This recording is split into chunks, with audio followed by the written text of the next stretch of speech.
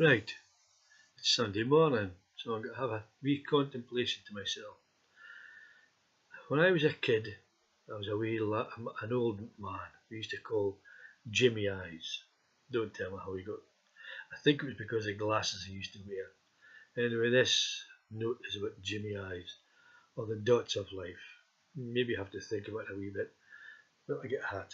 Now, Jimmy Eyes used to wear a bonnet, but I can't find a bonnet, so I suppose this will have to do.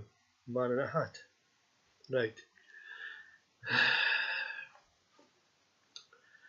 When I was a kid growing up in Woodside, there was a guy we called Jimmy Eyes. He wore a long, dark raincoat, had thick glasses, and a cap on his head. We often came upon him by the Granham Bridge, sitting in the dark on his favourite seat, I suppose. It was always the same boulder. Anyway, he was just sitting there, sitting in the dark, staring at the skies. When we asked what he was doing, he would reply he was trying to join all the dots.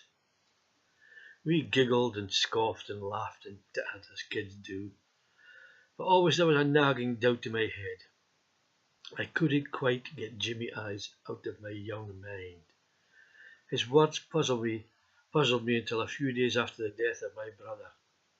I strolled back to that spot while I was wrapped in a warm coat. It was getting dark. The stars were out. I thought of all who have passed, young, old, all ages. I pondered the death of all my friends. Most were far too young. The stars were twinkling. I pondered old Jimmy Eyes' strange mumblings about joining the dots. But I realised I had morphed into Jimmy Eyes.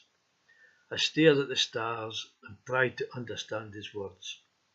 I cleaned my glasses and pulled my coat tighter.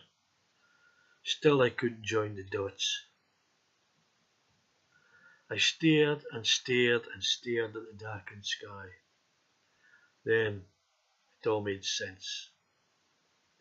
None of us will ever join the dots. None of us. None of us ever going to join the dots. We just glory on as best we can. R.I.P. Jimmy Eyes. Now, do you understand that? No, I'll leave it with you anyway. Toodaloo the new.